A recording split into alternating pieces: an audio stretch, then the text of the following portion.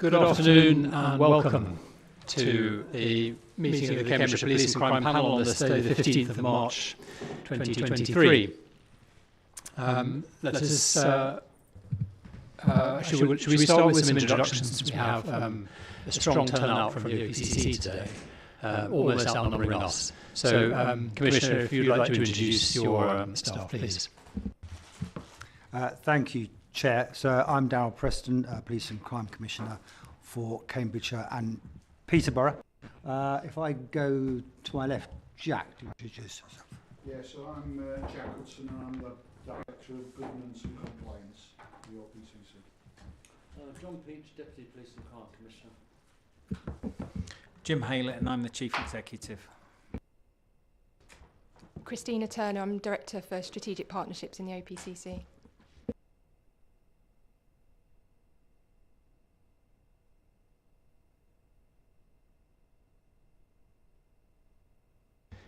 Thank you very much. So let's move on to item 1, apologies for absence, please.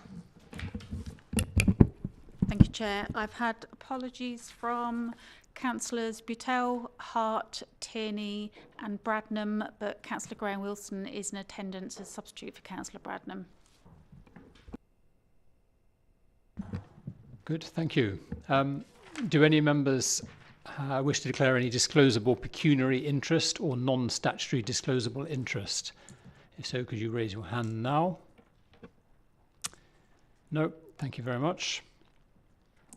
Item 3, the minutes of the meeting held on the 1st of February 2023. Do we have any corrections, additions, amendments anyone wishes to make to the minutes? Are you happy for me to sign them as an accurate record of that meeting? I take that as a yes. Thank you.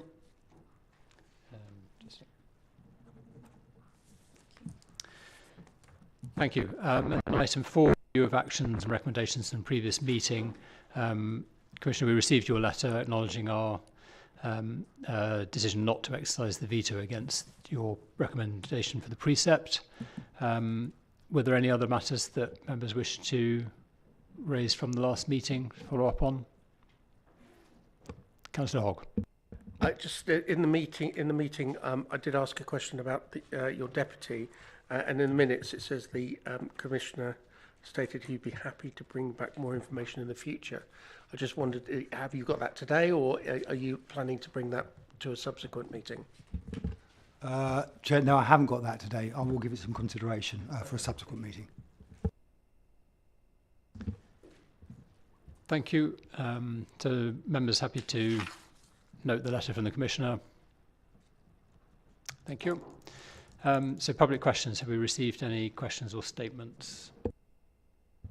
No public questions received. Thank you. So the first substantial report of the meeting, the approach to communications and engagement. Commissioner, if you'd like to introduce this. Thank you, Chair, and apologies. I probably should have come in just a moment before. And if I may, there were a couple of points that came from the previous meeting, not formal actions.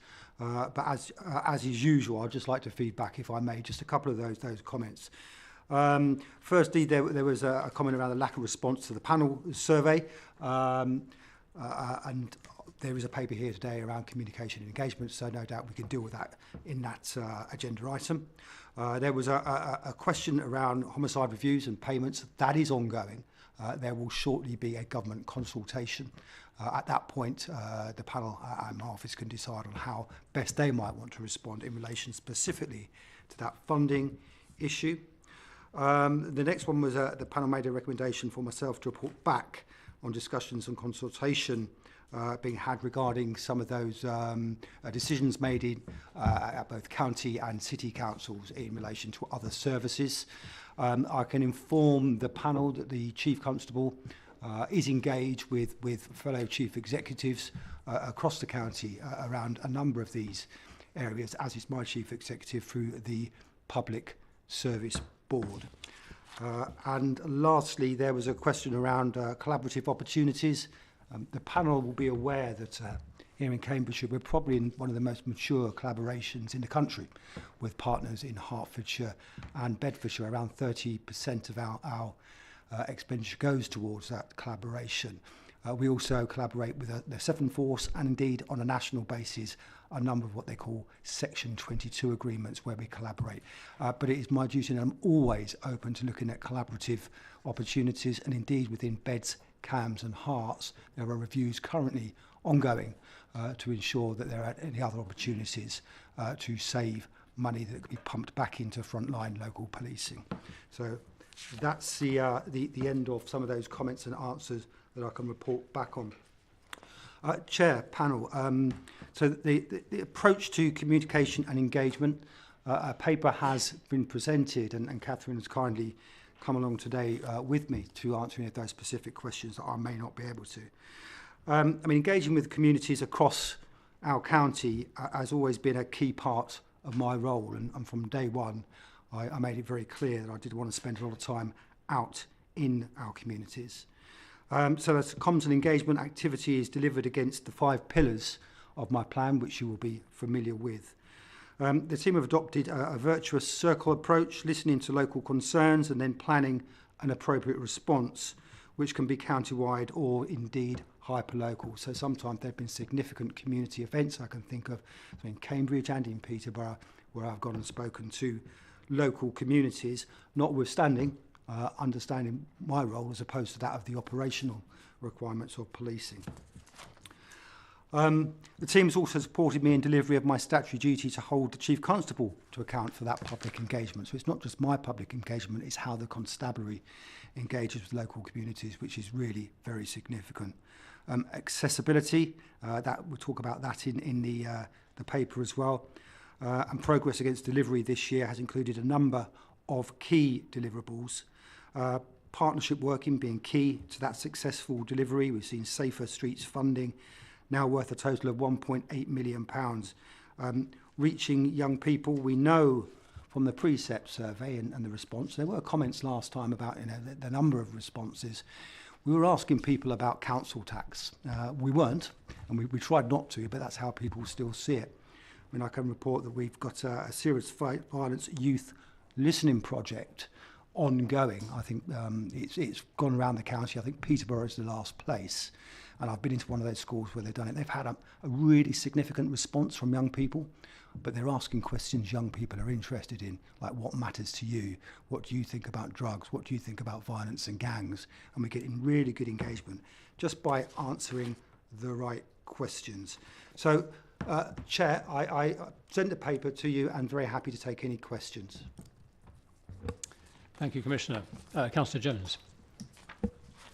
Thank you, Chair. Just one thing on here. I read earlier on about the district days, and then I realised that there aren't any in Peterborough. What is a district day in? What would it look like in Peterborough? And tell me more about it, please. I will have. I know she's Jumped raring in. to go. But Started for 10. I can assume you that I can assure you I hold Peterborough fondly and spend much of my time in Peterborough with many of the great councillors of all different colours and parties. But Catherine. Hello there. Yes, so there's what we're basically doing is 6 district days across the county, and these were a new approach to comms and engagement that we initiated on literally January the 3rd this year. Over the last couple of years, we've had to change our approach to engagement. We've done a hybrid approach of some online meetings, some roundtable face-to-face, and then some out and about in the community. What we've done is review that and see, what do people want to see their commissioner doing. So what we're working with the neighbourhood teams now and producing these district days, which are a real 3 or 4 hours of Daryl in a district, looking at local issues, talking to local residents, which is really key to this, meeting local representatives in that specific area, so wherever those issues are being addressed, and then to also meet with members of the neighbourhood team. So there's some intel shared there as to what those issues are. Daryl goes in, talks to local people, and then can feed back to the Chief Constable. On top of that, in addition to reaching young people, also making sure that there's a school involved in those visits. So Peterborough is actually going to be the 23rd of March, so it just happens to be the last one in this rotation. And I think there's a school in there. What's really nice and what's a positive for us out of this is that some of the schools are now approaching us proactively and inviting Darryl to go in so that young people can talk to him, and he's going to see a presentation in Jack Hunt School in a couple of weeks. So I think we've really turned around, you know, the way that we do those. But another round will happen, you know, after we get through the election period. Can I just, may I follow that up? Is this with neighbourhood policing teams? Because most of us councillors meet in Peterborough with our neighbourhood policing team. So how will that map in when it comes? Forgive me that it's a bit Peterborough centric, but you can understand. So, Councillor, I make a point. There are exceptions where I don't go along with the police. Other commissioners may do, but I'm very clear on my role. I'm not the police, I hold them to account. And so clearly to have the local policing sergeant there isn't the place where I'd want to hold the police to account.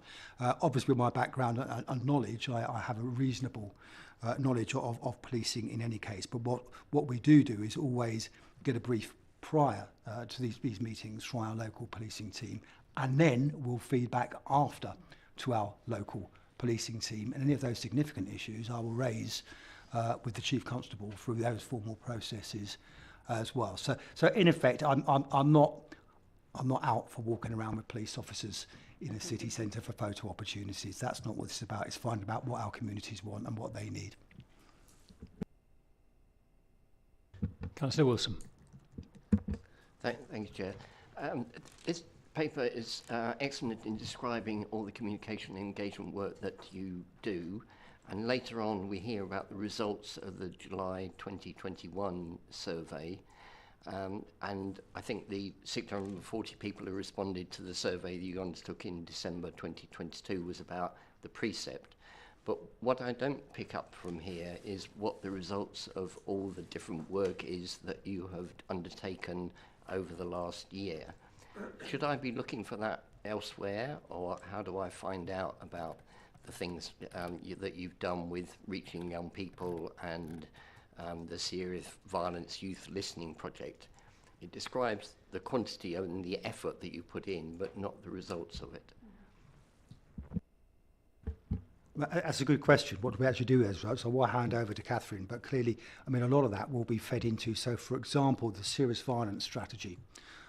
This is a piece of legislation which has just come in. It dictates that responsible authorities, statutory agencies, have a duty to reduce serious violence. So a lot of that information, that's actually a fairly recent, so that's still being collated. A lot of that was presented recently to partners and partner agencies, a very well-run, significant event that we held just last week, in fact. So the outcomes were there. I don't think they're in the public domain. I'm not sure whether we would want to or not in some cases, but Christina? Yeah, thanks, Commissioner. As Darryl says, it's literally that process being completed. Literally before we came, had the report from the organisation who's running those engagement sessions to say they've had the last one in the final area, and so the report will be coming through very soon, and then it may not be published in its entirety, but we'll certainly put the key information out there, and it will feed into the serious violence strategy, as the Commissioner says. Could I just come in here as well, Commissioner, just to talk about, so communications is done through a myriad of different channels. So where we have outcomes, we put those through as either serious press releases, proactive press releases, media interviews, radio interviews, a monthly newsletter. So the public can sort of read the results of all of our comms and engagement through those different methods. Another target is to increase our followers on social media, and we're doing a good job with that at the moment as well.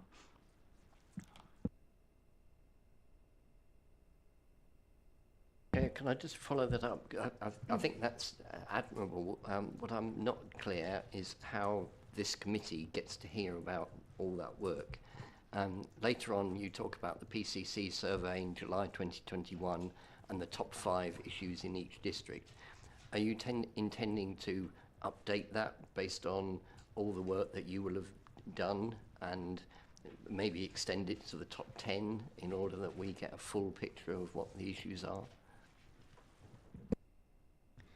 Yeah, I mean, the reason for those surveys were to inform the police and crime plan, which is ongoing and generic. We have a plan, but that doesn't mean it stops there.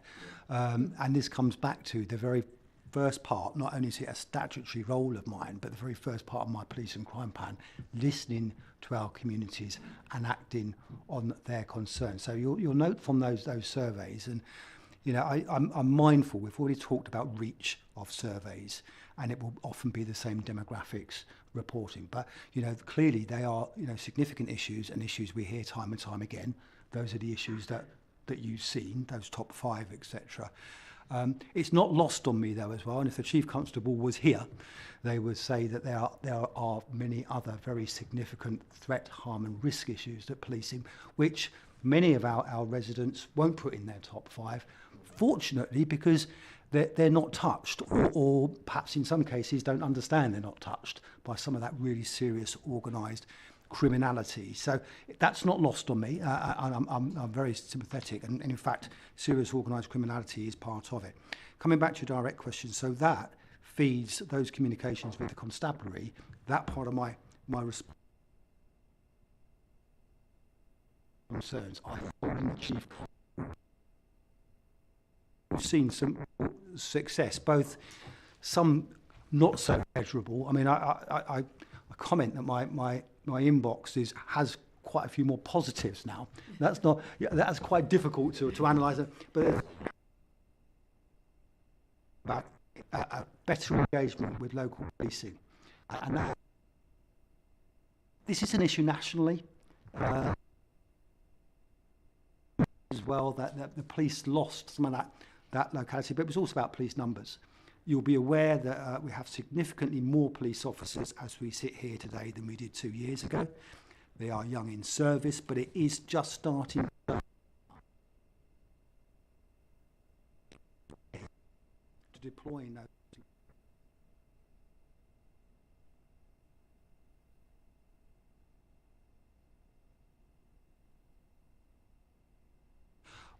I could then talk about how many crime has gone down, but you know, that's there, that's in the public. And I think for me, it's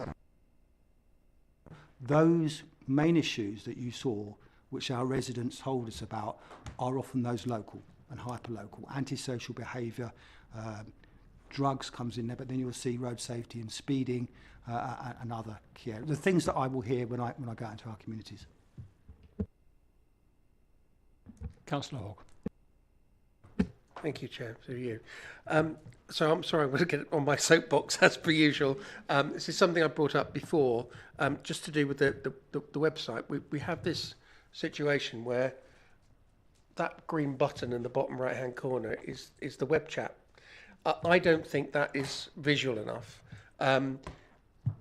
In terms of being able to point people to be able to engage with the police force is highly important. This is what this is about, ultimately.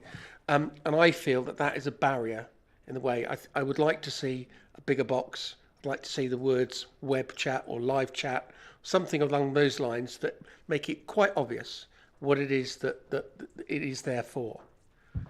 So, Councillor, I know you have made that point. I will commit to go away again and ask the question. My understanding is, I'll be corrected if I'm wrong, this is a nationally owned, I think the Met run it.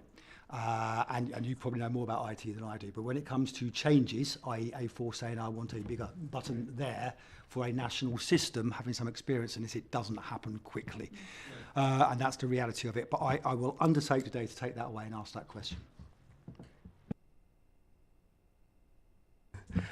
So the thing for me is it's great that we're going out there and we're engaging with people and we're bringing them on board and we're telling them how they can engage with us, etc.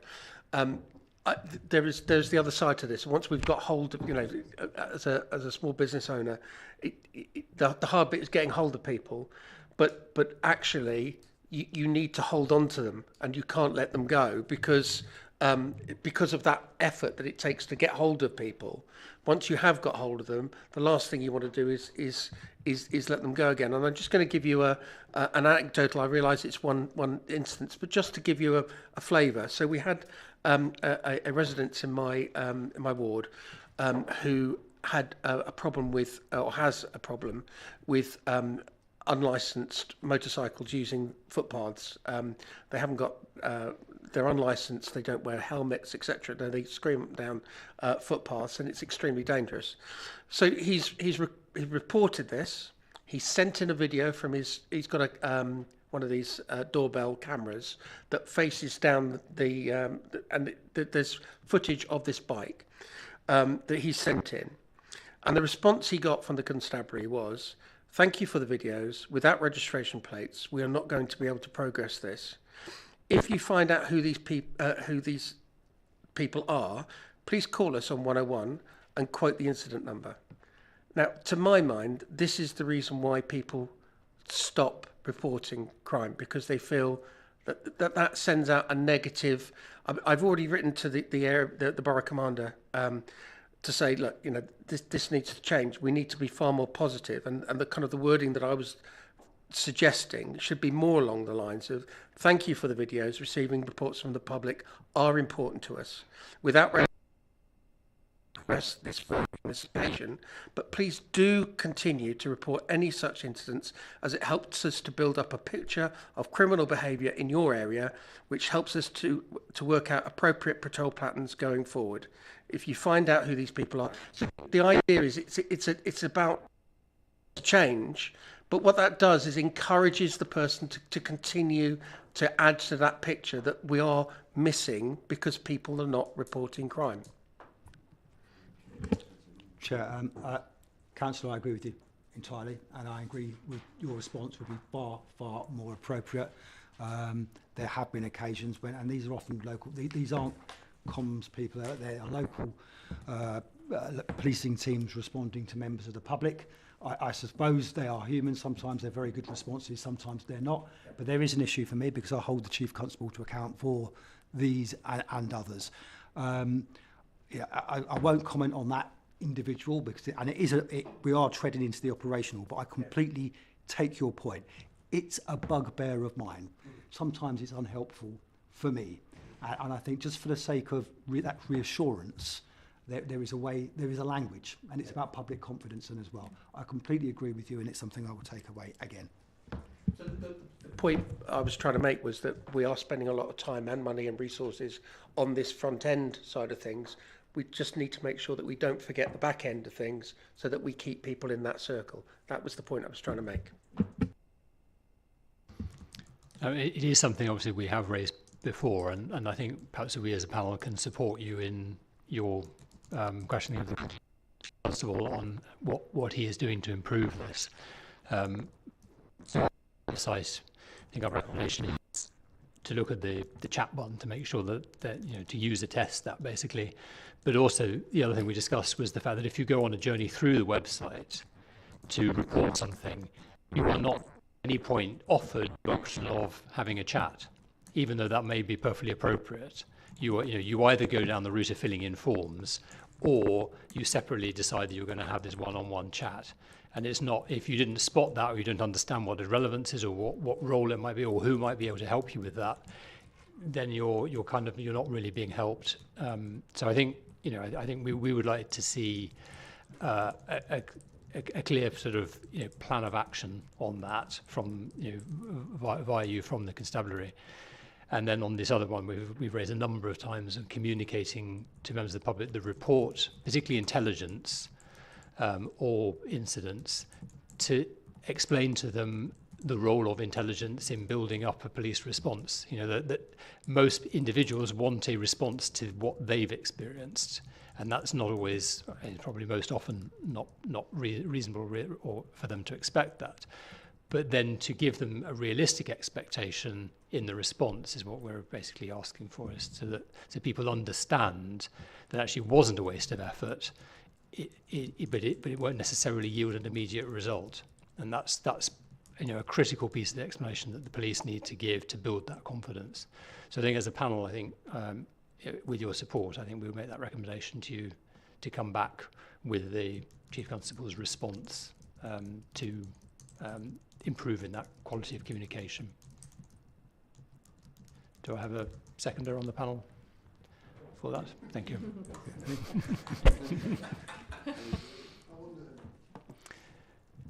Councillor, do you still have a question? Yes, thank you.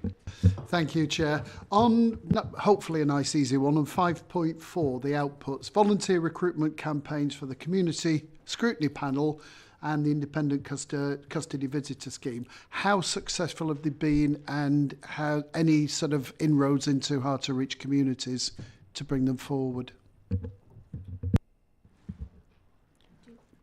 I mean, I can take that. We've had quite a lot of people interested and apply. In fact, recently we've got the independent custody visitors out again. I know for a fact there are people applying because I've had a few calls myself.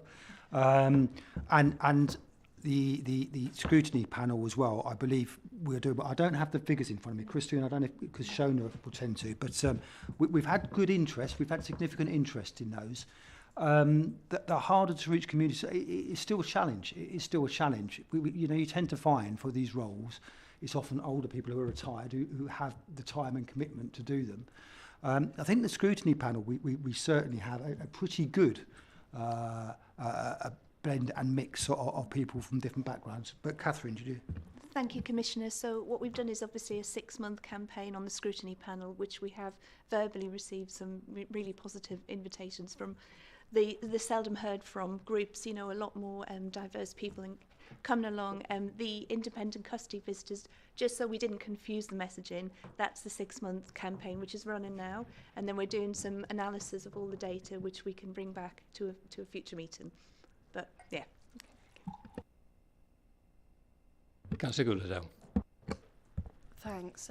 I just wanted to ask a question about reaching the hard to engage groups, especially at the moment when potentially those hard to engage groups are losing faith and trust in the police force in general. I think with the national news that's coming out, I think it's a lot of topic of conversation. Trust in the police, and I imagine those who are harder to engage, maybe women, people who've experienced sexual assault, people of colour. Do you think that they're going to become even harder to engage with? Do we think that you've noticed any change in the way that people are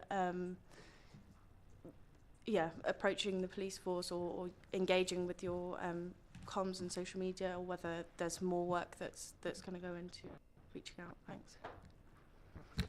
Thank you, Councillor. Very topical, very, very important. I mean, we need to differentiate here between the police and myself. I mean, mine is holding the police to account.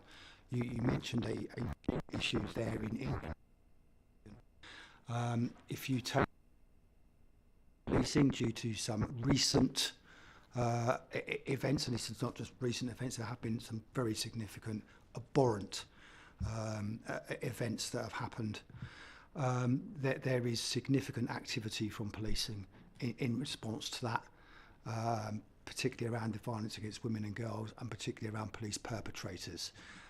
I have personally been briefed by the Deputy Chief Constable, who has responsibility for this portfolio, in where the constabulary is with this, where our professional standards are with this. In relation to those communications, that's part of it as well, that public confidence in policing. There is a lot of work going on. I think you made mention that public confidence has been lost, particularly in those harder to reach communities. I think I say this time and time again, and it goes from my plan. I'll draw you back to my plan has ethical policing as one of the main pillars, and that was there from day one, and I'm proud of that. So it's top of the agenda, particularly that violence against women and girls, police perpetrators, top of the agenda. We have a lot more information on that. And in fact, later we're talking about the culture statement from the constabulary as well, which is quite important.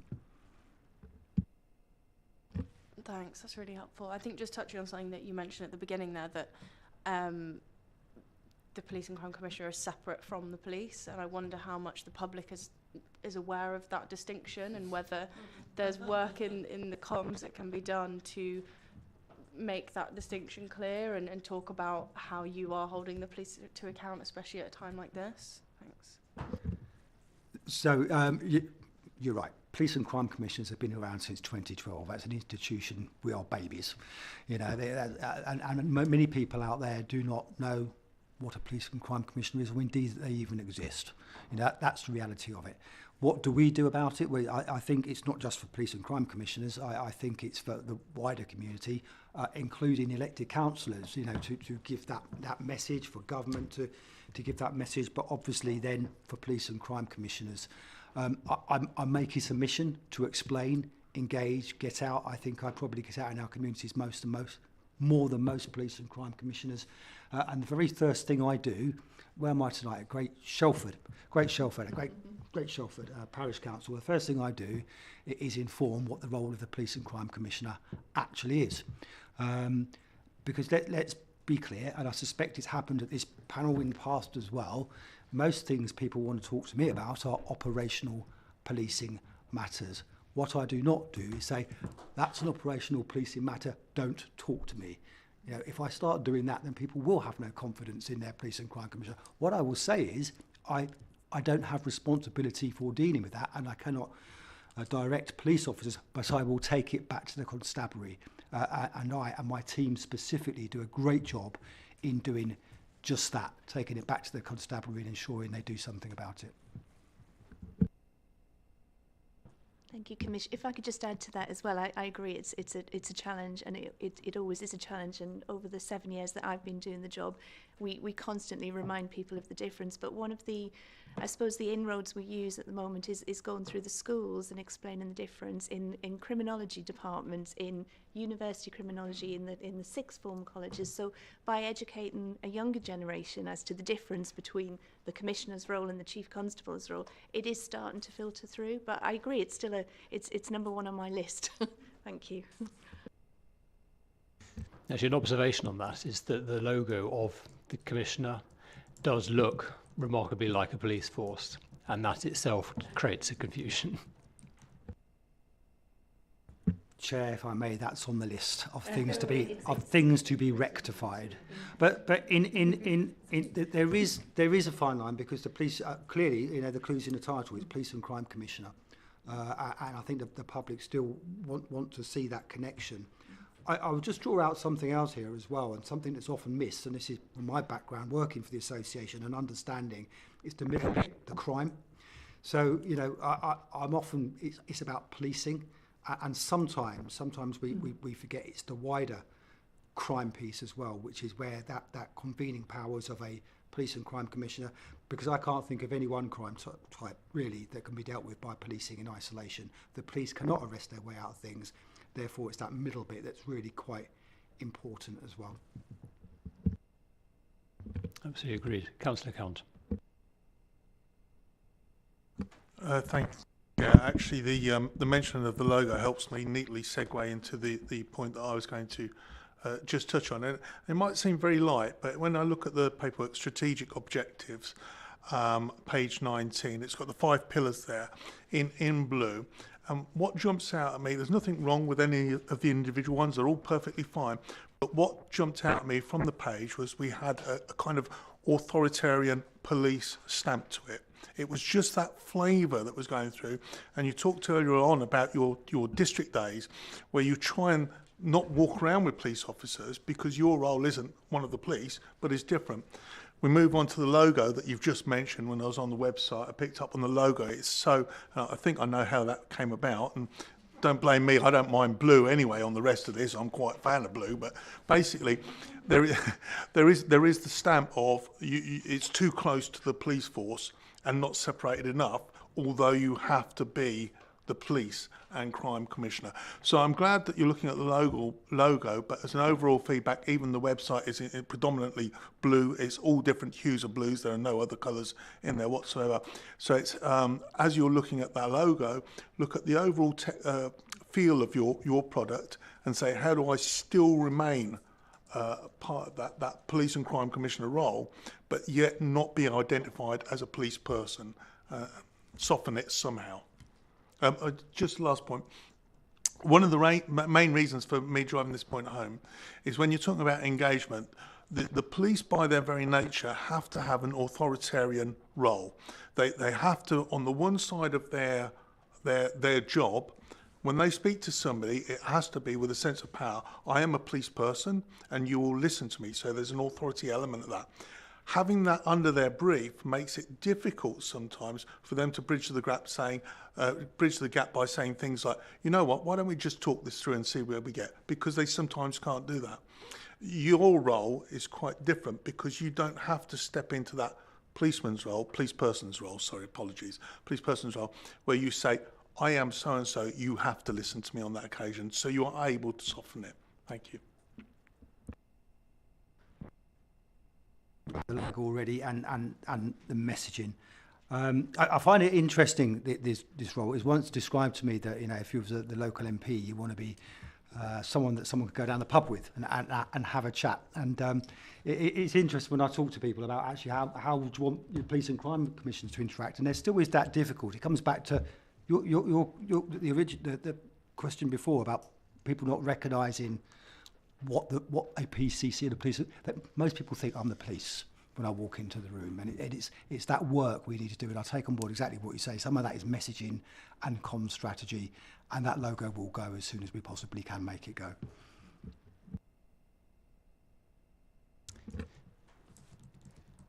I just wanted to ask on the in section 9, you would say contact has been made with community leaders representing minority and ethnic groups, which we would expect.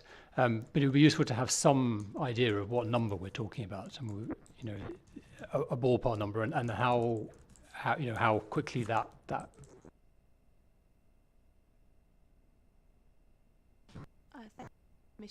In terms of, so when I first took over the job a few years, I had 30 organisations, so whether it be ethnicity,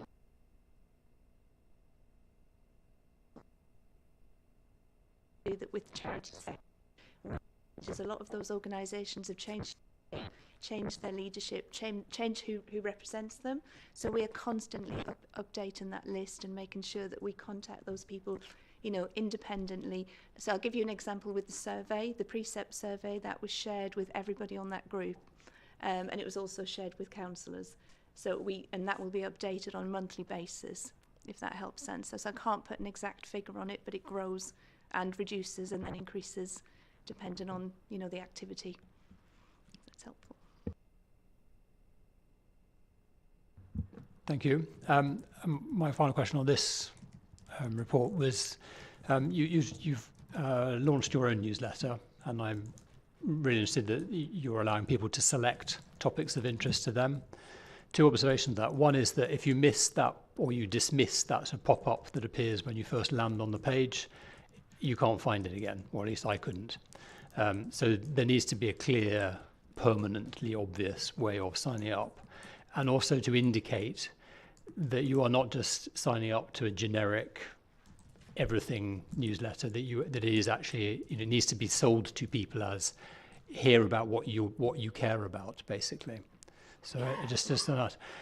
And if there was any way that you can repackage the local policing information from the neighbourhood alert, so that somebody could subscribe to your newsletter but still receive that information rather than having to subscribe twice, which may yield more emails than they're interested in receiving.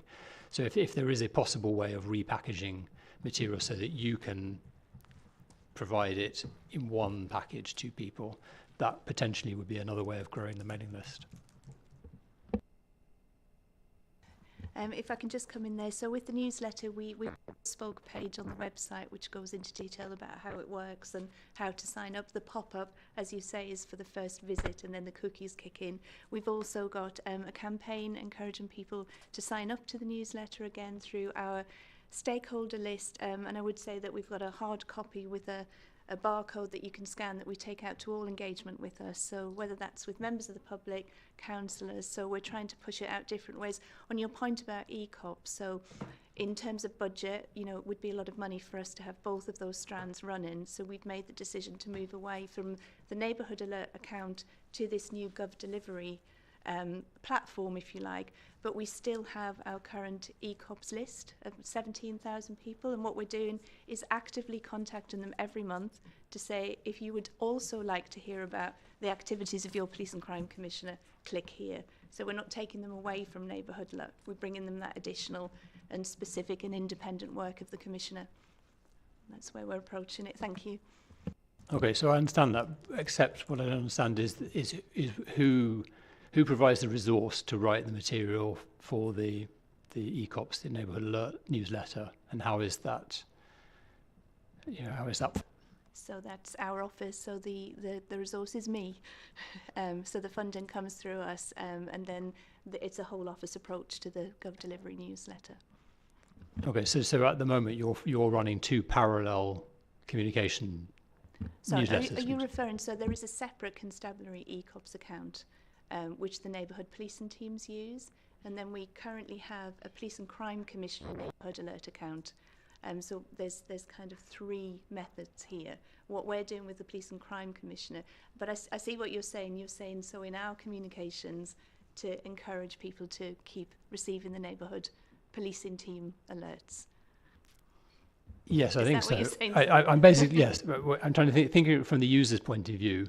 They don't want to either be inundated with stuff that they're not interested in or have to make multiple subscriptions and manage those. So if there was a way for them to get a tailored package of news that was of interest and relevance to them, that combined Commissioner of PCC news, i.e. the more strategic higher level, with the local news that they're interested in, or particular areas of crime they're interested in, if that could be fed in. But you're obviously there that you're then crossing two organisations and platforms and all the rest of it, so that may not even be possible. But just perhaps a recommendation is just think of it from the user's point of view. How can we make this so you can get what you want as easily as possible? I accept that. Thank you. Are there any other questions on this report? Is the panel therefore happy to note it? Thank you. So then moving on to the next report, item Directive 7, putting communities first, supporting problem solving of local issues of concern. So over to you, Commissioner. Thank you, Chair. So the panel will have the paper before them. Putting communities first is one of the key features of the Police and Crime Plan, and supporting problem solving of local issues of concern. So where did this come from? I'll go back to pre-election of becoming Police and Crime Commissioner and just talking to communities. I made reference earlier to the survey, which showed some of the top 5 issues that our residents and communities were experiencing and wanted police to deal with. I also made reference to some of those other areas but weren't necessarily, the first thing that came into people's minds. So I was talking about serious organised criminality around county lies, modern day slavery, human trafficking, some of those really abhorrent, serious, high harm, high risk crimes, which weren't necessarily coming out. Domestic abuse, say, another one which didn't feature in the top 5, but we all know the significant impact. But what was clear that, in my view, the constabulary, the system, as in the partnership system, and even at national, regional and that local level, those high harm, high risk received a pretty good response. Always could be better, but a pretty good response with lots of mechanisms and processes in place across the partnership. What I was hearing time and time again, and I suspect for colleagues, particularly elected councillors in the room, what I was hearing time and time again was those local issues, quality of life issues, some may call them. Some people may say, low crime, not so serious crime, but of course, but it's important to local people, communities and residents, then it must be addressed and it is important.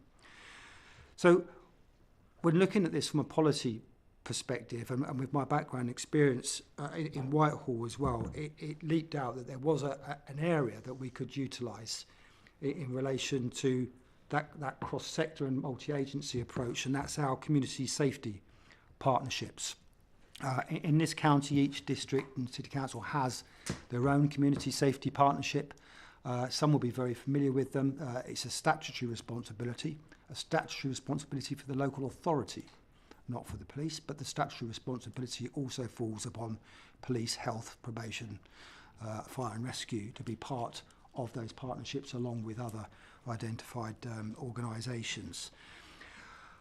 I think it's fair to say, at my knowledge, across the country, so I'm not going to talk about Cambridgeshire and Peterborough, but you could draw an inference. The performance of the community safety partnerships is variable in what they're actually achieving for our local communities. There may be some very good, some in the middle, some may not be so good. But what was clear, that some of those local issues that need resolving really needed that community safety partnership to be addressing. Many of them will require a policing response. You know, much of the antisocial behaviour might require a policing response. But let's not forget that policing is a core part of the CSP. It's a statutory agency that sits on it. So, as part of that, we designed a policy where lots of engagement with the chairs and other key stakeholders. There were some challenges presented because what we were looking at doing was assisting and supporting our community safety partnerships, each and every one of them, to get them into that area of that local problem solving. With this came some funding for resource. Quite often it was a case of, because like many of the other of these partnerships, people would turn up on top of their day job and there was no dedicated resource. So I offered dedicated resource to each and every one of the community safety partnerships, and behind that a fund, a quite significant fund, which could be used to drive local initiatives. It's taken a little while to embed, not least of which had to recruit people, had to get people into this new way of thinking in some of those community safety partnerships. But what I can report to this panel, and I think it would have to come at a later time where we have some real deep analysis of it, is that there's been some really good examples of how this is actually working in practice. We've had some good examples in Finland of tackling fly tipping, you know, an area that close to many of our hearts, our communities have a real issue with, yet it always seems that no one's actually dealing with it. Is it the police, local authority? Well, we're all dealing with it, and some really, really good responses. In fact, fly tipping significantly down across the county and across the country. But not just that, there was a number of other areas in South Cambridgeshire, really lots of examples there, and I think some of them are in the paper as well. So I commend the paper to you and very happy to take any questions, Chair. Commissioner. Councillor Jones. Thank you, Chair. This is 2021, the top 5 issues. Aggressive, dangerous and inconsiderate driving and parking appears everywhere, but then mysteriously disappears from the rest of the document. And you know what I'm like on my road. Tell me why I'm... So, interestingly, road safety is absolutely within the documentation for community safety partnerships in that contract that we have with them for these problem-solving posts. Because it is a significant concern to our residents, and so it should be. We would all agree, you know, that far more people are dying on our roads or much. And you know, it's a priority of mine with dealing with road safety for all the reasons we've discussed before. Safety is absolutely part of it. And there is probably an ask for panel members, particularly elected councillors. Community safety partnerships, their scrutiny is actually at the local authority. That's where they are scrutinised. Road safety is absolutely part of their remit.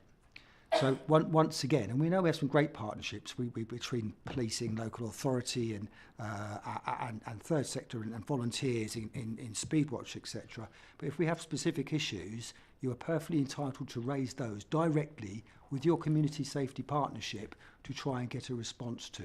In fact, I implore you, do that. That's part of this policy, that actually councillors should be able to raise concerns directly with the CSP. There's no excuse because I've given them money to employ someone to take those concerns.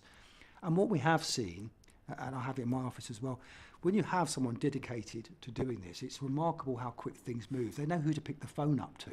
I mean, I could write a book of process, but they just know who to speak to get things done. And that's what we were trying to do here. So, Rose, certainly part of us, we'll get you the contact details. Clearly policing is a part to report to as well, but I'd also encourage you to report to the Community Safety Partnership. Just on that, have all councillors been notified that they have that recourse to the CSP, so that they are all aware that that's how it works? In some areas, the answer to that is I don't have all the information as to who may or who may not have done. We will take that away. I would ask the Community Safety Partnerships to do just that, but we could also do that through our newsletter. Councillor Ferguson. So, community partnerships, interesting to know from other councils how effective CSPs are in their own communities. Because speaking as a Huntingdonshire, I'm here as a Cambridgeshire County Council councillor today, but I also represent Huntingdonshire District Council, and place to learn on a local level here that are more or less defunct. I've just been writing an email to try and get some more interest from officers and other councillors from across all parties. But yeah, in Huntingdonshire, that doesn't seem to be working, and it doesn't seem to be a priority. And so I guess it's partly on us elected members to reinvigorate those things. But any support you could give us would be really helpful, because at the moment that's not working. Councillor, I'd be very happy to meet with you and your Huntingdonshire Community Safety Lead. Huntingdonshire took a different route to the others. I think there's an opportunity now to rectify that, reinvigorate the Community Safety Partnership in Huntingdonshire. That's a priority for me. The others have moved on and moved on strongly, and I think we need to do some work in Huntingdonshire. Very happy to work with you on that. Councillor Golderdale. Thanks. I think on kind of approach. I think it's working well. I think that we've on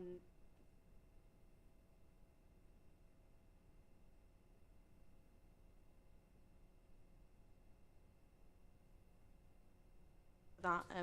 I think it's been really, really great. And I know that our new problem-solving coordinator has come in, and I think it's a really good addition to the team. So yeah, thanks. I've received the feedback from the Community Safety Partnership. It's working really well in Cambridge City. They were one of the first to embrace it. Some little bike theft in Cambridge City. Just a bike. It's not just a bike. Not particularly when, obviously it costs money. People use them to get to and from work, but it's public confidence. Public confidence in the system. 60% reduction in bike theft. Recorded bike theft. That's as a result of the Community Safety Partnership and the brilliant work that they're doing, supported by my office. I think there might be a slight disagreement about whether that statistic is correct, but you might want to just verify.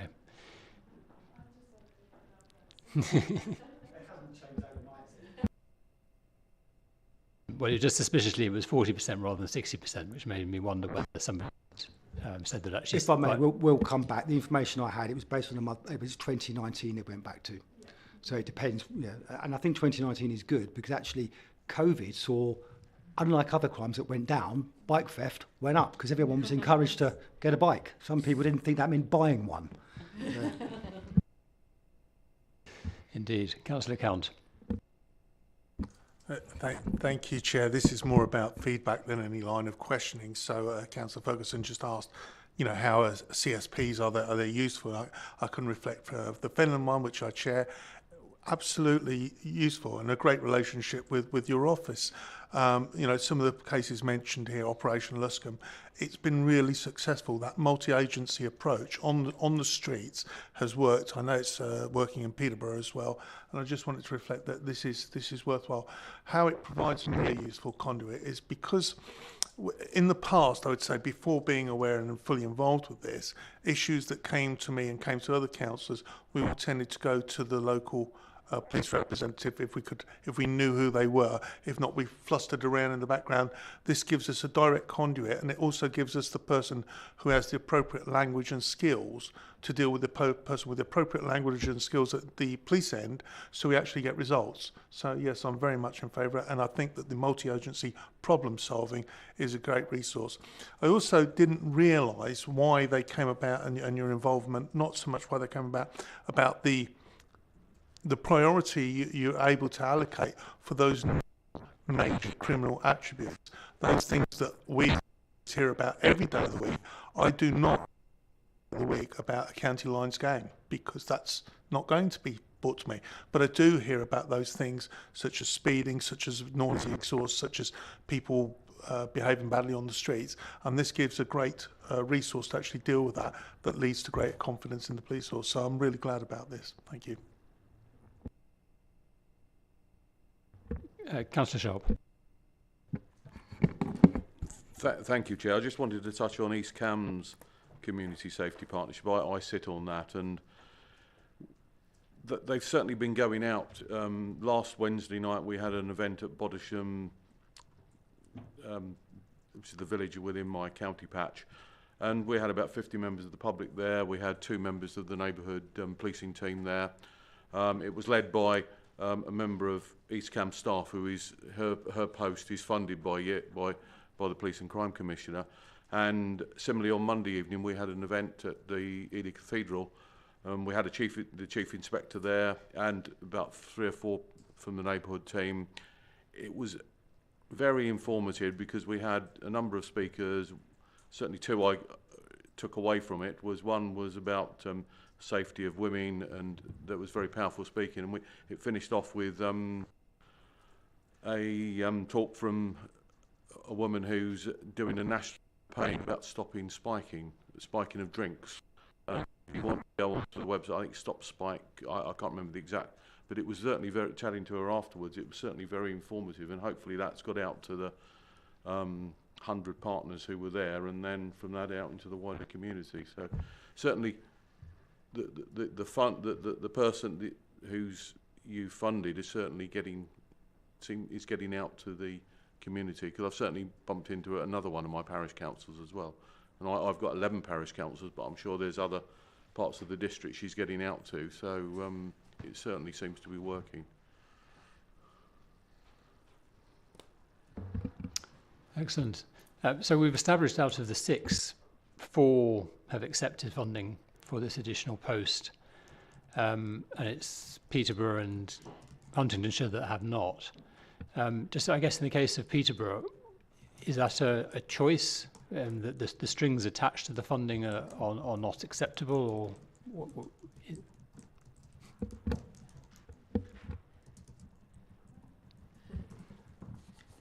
Chair, I mean, we have good relationships with partners for the Safer Peterborough Partnership.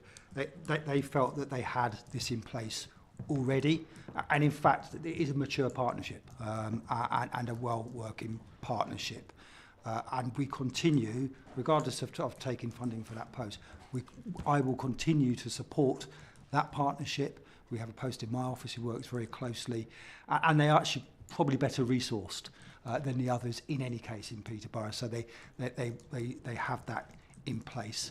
I think Huntingdonshire, it's a simple case that there was differing views on this policy and how it should be implemented, and I'm sure that's something we can resolve moving forward.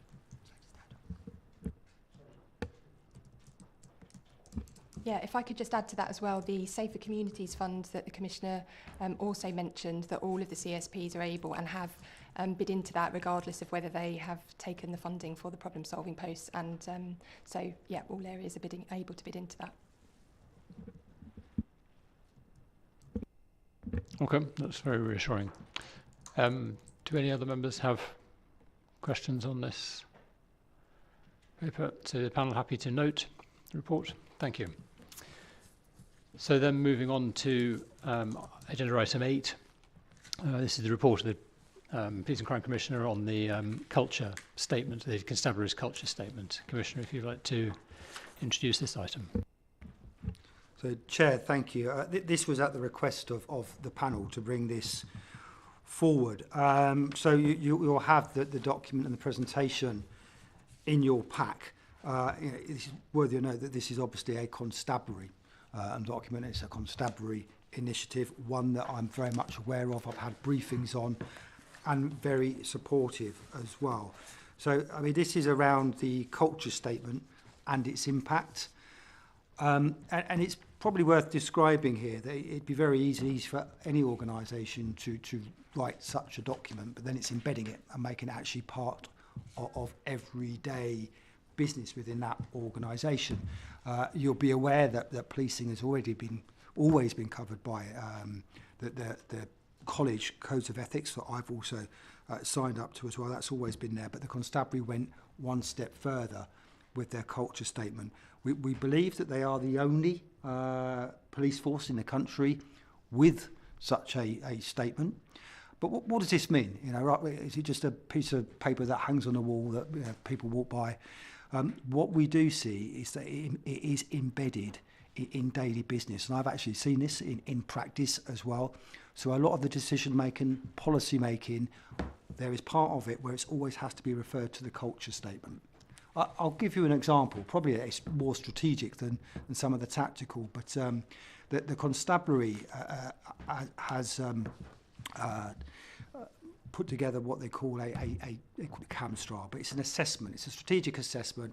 It's first class, and as a part of income generation, the Home Office have supported the constabulary and endorsed the constabulary to go out and take this out further to other police forces, both nationally and across the world. And I saw something came past my desk from the Home Office, because apparently I had to agree this for police officers to go to a country in the Middle East to deliver training around strategic assessments in policing. And I noted in it, in the paper from the constabulary, they actually said, is this consistent with our culture statement? The reason being, this particular country, they didn't have female police officers. And some other ethical issues as well. They referred it to it, but then were able to refer to parts of that culture statement that they had considered this, and actually it was a right decision. It was actually the Home Office that made the decision, but it was actually looking at it and driving forward change. So I've seen it in practice in a number of areas. I think I'll come back to an earlier issue around trust and confidence in policing as well. I think that this is supportive of that trust and confidence when police officers are able to see this and understand that that is part of their daily business as well. And I have seen the Chief Constable is very determined to ensure that this is impactful and known across the organisation. As I say, I will keep to hold him to account in this area of ethical policing. But I think it shows Cambridgeshire Constabulary in a good light. As I say, the only one in the country, I believe, to have this. But happy to take any questions that I may be able to answer or refer any back to the Chief Constable. Thank you, Commissioner. Councillor Jones. Thank you, Chair. It's fascinating. And more out of curiosity, was Cambridgeshire chosen as a pilot, or did Cambridgeshire do it? Because I noticed it was done in conjunction with Durham University. So, you know, it's a bit of a chicken and egg question, really, more than anything else. No, Councillor, I believe the answer is my Chief Executive has just said it. Cambridgeshire Constabulary chose to do it. They put themselves forward. They wanted to do this. Sorry, Chair, if I can just say, yeah, as in, you know, it wasn't a which force would like to trial this. It was generated as an idea from within the constabulary, is my understanding. Councillor Wilson. Thank you, Chair. I'm delighted you talked about the importance of embedding this. Could you just clarify to what extent are you absolutely certain that all staff and officers are going to go through this and that it will change their attitudes? And secondly, how will the public's reaction to the police, and will you be able to measure any improvement in the greater trust for the police or better engagement with the police from the public? Thank you. Some good questions there. So I might hand over to my chief exec to any additional. I'll take the last one. How do you monitor this? I think it comes back to, I mean, police across the country do a lot of satisfaction analysis and public confidence analysis. So ultimately, how do you measure this from a public perception? It's how well the constabulary is doing in relation to trust, confidence and public satisfaction, which is, I think, a pretty good indicator. In relation to embedded in the organisation, I mean, I've seen it in practice. I know staff are aware of it. I mean, it's an operational matter, but Jim? Thank you. So the as the Commissioner said, it features on various things that just subliminally almost. So at the end of meetings, there's a reference to the culture statement, reviewing actions. In terms of the measurement, I asked the exact same question.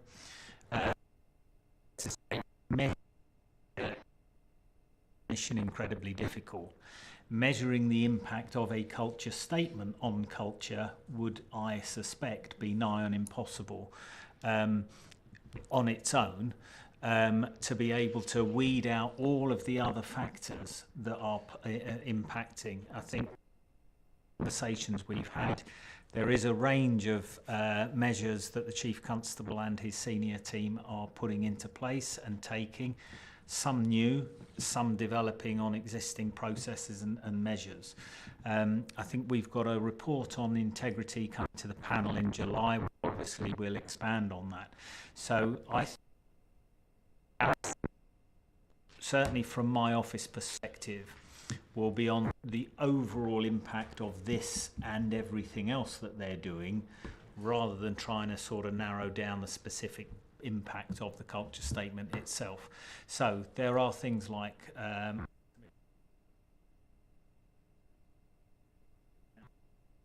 action that is being registered and the complaint system. Not quite the same thing, but there's quite a volume there, and you can pick trends in that in terms of behaviours of officers. There's internally, there's things like whistleblowing, you know, the confidence in use of the whistleblowing system.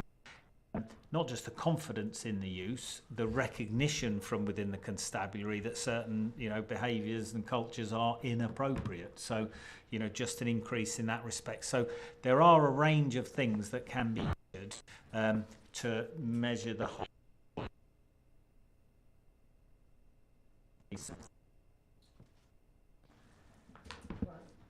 Just following that up, Alice was raising earlier about issues with violence towards women and not considering ethnic minorities fairly. To what extent will this pick up the hopefully small minority of officers and staff who have, as you described earlier, Commissioner, this abhorrent behaviour? I can see that identifying those people now is difficult before they've exhibited the behaviour potentially. But are you absolutely confident that this is the way to pick this sort of activity up? No one thing will pick that activity up. It's a culmination of many different things. It won't come as any surprise to panel members that in holding the constabulary's account, this is one of the very first things on the agenda. We've seen what's happened nationally in some of those real high level abhorrent cases. You know, what I'm seeking is reassurance. Actually, that's the wrong word. Whenever you look for reassurance, that's probably not what you're actually after. What you're after is to understand where the issues and the challenges are and support the Chief Constable or hold them to account to make sure that those are being identified. There is a lot of very proactive and good work going on in Cambridgeshire to root out wrongdoers and dismiss them. There are a number of things there. Some of them I wouldn't be able to share with you, some of the tactics that are used by policing. I think this is part of it. It's embedding a culture along with the code of ethics in policing, which, by the way, I'm convinced the vast majority of our police officers, men and women, do a fantastic job with the highest ethics. But those that don't need dealing with swiftly and kicked out of the police force. So I'm not entirely sure whether the first part of your question was fully answered in terms of whether will all officers and staff be not re-vetted, because that's a separate process, but will have to actively engage with the culture programme statement. In other words, they can't kind of opt out, is the question. No, they can't opt out. I mean, the one thing with policing is a disciplined organisation. If the chief constable says you're doing it, you're doing it. Of course, how people engage with it is different. But as the chief executive said, there's actually process behind this as well. It's got to be looked at in conjunction with other things as well. Actually, you mentioned vetting. This is in the public domain. Every single police officer and staff are being what they call, I hate this term, but washed through the national system, just to ensure that we don't have police officers and staff employed that we shouldn't have. That's a big piece of work that's currently ongoing on direction of the Home Secretary, and something I'm very supportive of. And just so will progress on that be reported to the next panel meeting as part of the integrity report? I'll have to take that away. This is a Home Office directive, so I'm not quite sure when the timescales are for it. It's happening now, and it's happening quick time. But as to process, I'm not quite sure. But where I can, very happily report back to this panel. I think it would be useful for us and for the public generally to understand that timescale. And I understand that it is perhaps slower now because of the recruiting for the uplift programme and the demand that puts on the vetting. But as we reach the uplift and it plateaus, then more resource hopefully will then be able to go into the re-vetting process. So, Chair, I mean, almost the internal vetting of new recruits, etc. That will be done. All it is, there are occasions when it's taking longer, particularly with support staff roles, because the main focus is on police officer uplift. So that's where the focus has been. So that's the vetting to get into the police. It's a high standard of vetting. What I was talking about there is that every serving police officer and member of staff are being re-vetted, all in one go. Massive bit of work. We can do that because we have the Police National Database. You may think, why would you need to do that? I mean, surely there's a constant vetting. But probably like any organisation, no, you're only as good as the day you're vetted, and even then only as good as the information that's known about you. But that's why it's been Home Office directive. It's ongoing now. Lots of energy being thrown at that. Yeah, I think that my understanding is that the resource required for the new recruits and for the re-vetting at least overlap, and therefore the pressure to meet the uplift target has kind of meant that the resource that's available is being targeted on that. So hopefully the rest, the existing officers and staff will be, that programme will accelerate once the uplift is met. Is that correct? Yeah, one issue might be there. Of course, that resource will be dealing with what comes back from this wash through the Police National Database, because I think we're all expecting there will be issues that come back to us that aren't currently known. That's the point in doing this. So I can't. The answer to that question is that yes, you would like to see, once the uplift is in progress, we would see perhaps more capacity. Although, just to be clear on the uplift, this isn't just about recruiting for this March, a certain number of police officers, here 1,732. They must be maintained, and quite rightly so, because our communities want them to be maintained. To maintain that amount also requires a constabulary to still significantly recruit, given that we do have people leaving the organisation. And the Chief will be keen to point out that actually retention rates in Cambridge Constabulary are much higher than most other organisations. Police tends to keep its staff, and Cambridgeshire does very well. But obviously people retiring, leaving from other reasons, there will be still significant recruitment ongoing over the next year or two and beyond.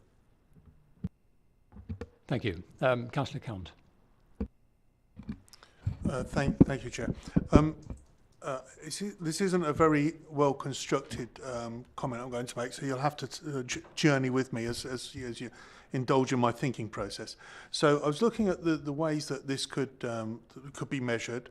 All right, and we had the internal ones which talked about the proxies of staff retention, which you've just mentioned, perhaps sickness rates, perhaps, do we attract enough people? And they were very internal, and I thought about how actually is it measured through the public's eyes, and I couldn't think of anything. And when the more I thought about it, the reason I couldn't think of anything was I couldn't find what was in this a cultural statement that was there for the public.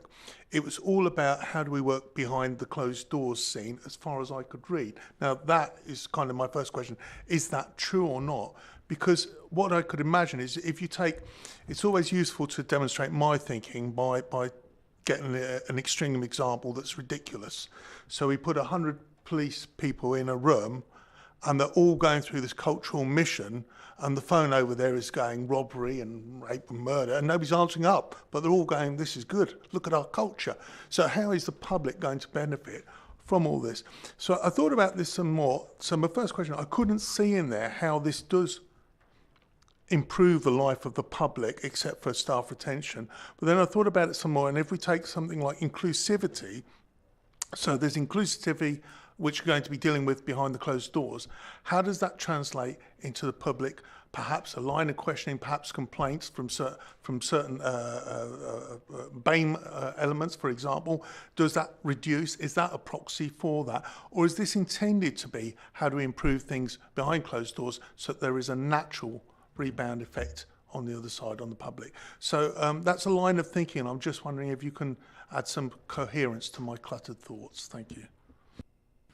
Chair, if I may, they're really good points, and like many of these things, they will be facing internally. I think when we talk about, so for retention, well, retention is good for the public because it means more police officers, and particularly experienced police officers. Inclusivity, and I get the point as well, because I think we would all be concerned if we have our police officers and staff spending lots of time ensuring that they're compliant with the culture statement rather than dealing with burglaries, antisocial behaviour out on the street. I'd be the first one to complain about that, but I don't think that this is about that. And I think what this is about, I think the results are, what we do see, we do have some evidence, is that Cambridgeshire Constabulary, although our police officers and staff get paid less than surrounding forces, does very well with retention and recruitment. People want to work and stay in Cambridgeshire Constabulary. Now, that's the Chief Constable's business. That's his job. I need to hold him to account for that, but that's a good thing, and that's a good thing for our public. I think the ultimate, and I will take away some of those comments because I don't have an answer to all of it, and some really, really good some comments there for me to take away and think about. Actually, how does this, has this really thought about the public, the residents, the people that we police? And I will go back and ask that question and give that a little bit more thought. But do you know what this all comes down to, in my view, is police performance.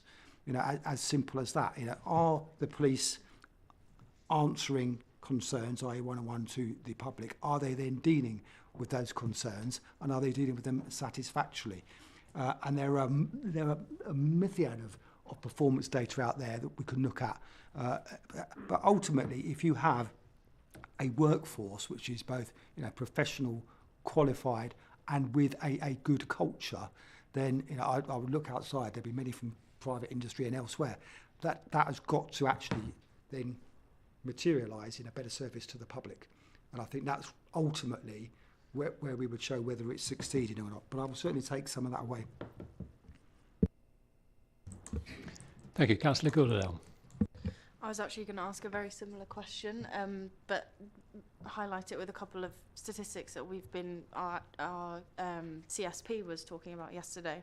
The Encompass Network, which is an LGBT group in Cambridge, have done a needs assessment locally, and they looked at which authorities, LGBT and people felt they felt safest to approach or felt like they were listened to the most, and the police actually came as like they felt very unable to approach the police, and obviously a culture statement or working with internal culture is may lead to kind of the way in which they work with people who come to the police and the public.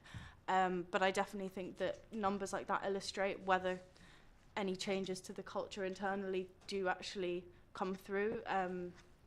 I know that another example, the work that we do with survivors of domestic abuse, we had a panel meeting with local police force, and they spoke about, lots of women spoke about how they felt that the police didn't listen to them and things like that. And I think that actually potentially if work like this goes on really successfully, then it would lead down the line to better figures in that sense. So yeah, thanks. Thank you. Yes, absolutely. And I think actually the paragraph that talks about measuring the impact, I think that can go more broadly from these PSD cases. Unfortunately, that's a TLA that slipped through without a definition, but obviously public professional standards department cases, whistleblowing, attrition rates and reasons for leaving, those are all good. But actually, as Councillor Campbell was saying, actually the perspective from the public, and that paragraph sort of struggles a bit to find things to measure, but clearly trust and confidence in policing are things which can be measured.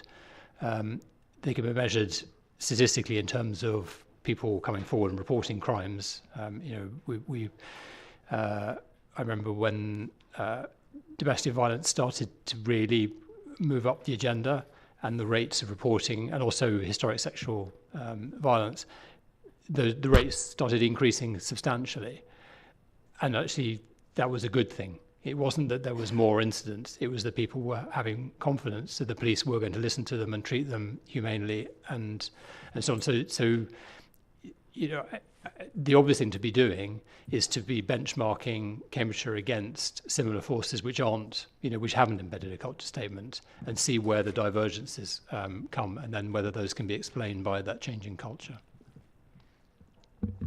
Chair, I'll certainly take some of these comments away and bring them to the attention of the Chief Constable. But I agree with many of those comments, and we'll look at those. Councillor Hogg. Yeah, I mean, I'll try and be brief.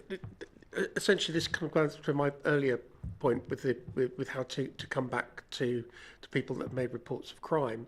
It's about understanding what that we're a customer-facing organisation, and that the members of the public are coming to the police, probably essentially at a low point in their life, or there's something really quite drastic has happened to them, and they're looking for support from the police force, and they need to feel like they're valued by the police force. So it's about kind of maybe engendering a culture of how would you want your mother to be responded to when you are dealing. So how take yourself out of that box of you being a police officer and put yourself into the shoes of the person you are communicating with, and asking how is it that you would want to be dealt with in police if you were in that same situation, or a member of your family was in that same situation. How would you want your fellow police officers to deal with that incident, and to come back to them in terms of making them feel valued? Councillor, once again, I agree with you. And if you think about it, it goes back to the Pelian Principles of 1829, doesn't it? Is that the public are the police and the police are the public, and by that consent they police. So I completely agree. Thank you. I just have an observation which in the culture statements, there's a paragraph on it. Instead of work-life balance, life balance shall be a key point of focus, etc., etc. To be honest, I don't think that actually makes sense. I understand the sentiment, but actually, in practical terms, in terms of what how is the hours of somebody's life, what commitments does work place on them? What does that mean? It would be just useful to have that turned into plainer language and more explicit what it is that's being offered that's different to how things used to be. Chair, it's a constabulary document. I'll certainly feed that back. But my policy is plain language, and yes, I'm inclined to agree with you on that point. Thank you. Any other questions on this paper? As a panel, happy to note. Thank you. So then moving on to the final substantial report of the panel meeting, which is the, sorry, I'm just going to scroll through the presentation. So this is the delivery of the Police and Crime Commissioner's Police and Crime Plan 2021 to 2024, the progress report. So, Commissioner. Chair, thank you. You'll have the report in front of you. This is a result of our commitment to provide you with a 6-monthly update on the approach that we are taking on successfully delivering the Police and Crime Plan. I'm sure you agree that there are and continue to be substantial activity across all 5 areas of the plan. Interesting, we have seen the strategic policing requirement, addition of a new strategic policing requirement from government as violence against women and girls. Clearly that's a key feature in the plan and with the constabulary, so that continues to receive our full attention. Just a few highlights, some of them we've discussed already. In relation to putting communities first, within my office we have just recruited actually a new communities policy officer. Lots of people will make note of costs of Office of the Police and Crime Commissioner. I'd just like to thank my team here today. They are working really hard. I won't go into the numbers and the costs, but the reality is this. I could make a very, very, very good case for my office just based on the income that they generate from all the different funds we base into. But what I have found, and specifically around this post, is that it's invaluable. You know, there's so much I can do and only so many places I can be, but if we have good people working in there to facilitate some of those conversations, it really does make a difference to our communities. We've talked about our newsletter. Community payback. Chair, this is something I've really championed. So this is, in old money, it was community service. And in fact, I attended an event recently celebrating, I think, 50 years of it. It's now community payback, unpaid work. I implore you, all of you, but particularly as elected members, if there is useful unpaid work that could be done in your communities, and this is not just about litter picking, then apply for it. Thousands of hours are owed. I've met many people who are actually doing this work, who have their unpaid work orders, and many of them are rehabilitated or actually get some real positives out of this. So I implore that, and I've been doing lots to try and promote that as well. We've responded to the review into the role of the Police and Crime Commissioner. The panel will be aware that a review is ongoing, particularly in relation to the roles and responsibilities of PCCs moving forward. And we've responded to government reviews of antisocial behaviour. Panel members will probably be aware, they've seen in media, this has received quite a lot of government attention recently with coming down in relation to tax. Once again, so I'm hearing around this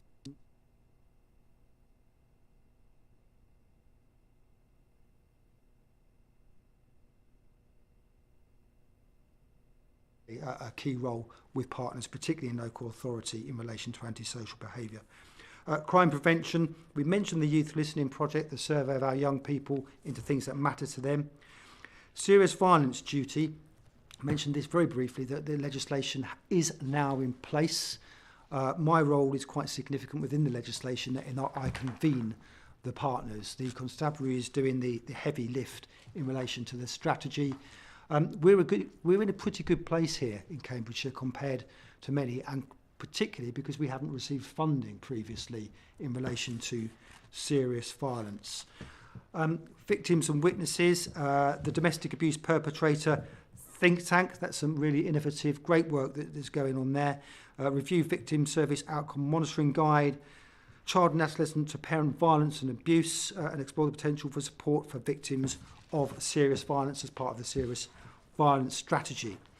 Ethical policing, we've talked about some today, but we're producing and publish an integrity assurance annual report, and around the strategic policing requirement and ongoing assistance and funding that I give to the constabulary in relation to one of their primary roles, which is the protection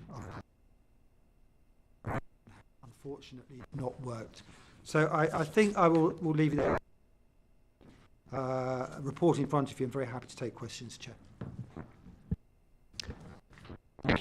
Jones. Just on the business engagement, you had to postpone an event. There was limited uptake for the planned event originally scheduled. How is that shaking down now and where we're going from here? Yeah, it was unfortunate actually. We'd actually got some really good people on to talk about the threat of cyber to business, because I hear that, you know, quite often speak to business. We put this out everywhere you could imagine. Chamber of Commerce, FSB, local contacts, marshals have put it on free. We just didn't get the buy-in. And I suspect, you know, businesses, particularly at that time, lots of other things going on, cost of living, still going on. You know, this was an extra thing. And I've spoken to colleagues around the country. It's quite a common actually be able to. I think what we'll do is we'll take away and look at it, because obviously we know there's other events, you know, that businesses are involved in, whether we can piggyback something. I thought it was something that we would get good traction on. We just didn't have a place. Certainly, I'm very keen to do this, and if anybody's got any ideas on how we push it forward, because crime agency, local business, local force, and a PCC-owned law enforcement prevention company across the region. But I do think as well, I completely understand the primary role of business is you know, to run your business successfully, be economically viable, etc. But I would say cyber is the biggest risk and threat. It's probably the biggest risk and threat to us all in relation to harm and volume. And to businesses, I mean, this is part of this. Many businesses get this, but frankly, many businesses don't. You know, a cyber attack could you know, completely destroy your business, and it's too late once it's happened. And this is why we do need to get some of the messages out in relation to that cyber security in this really difficult world. Yeah, can I just come back on that? Because obviously I'm not sure whether, when you're talking about either the constabulary or the police and crime commissioner, people relate business and cyber. You know, it is a threat, it's absolutely real, but how, if this is happening all over, should there be another route to market as such? You know, maybe that whole strategy needs a rethink, because I wouldn't necessarily see the connection between those two. You're absolutely right, but do we see the police in that cyber role in as far as the businesses are concerned?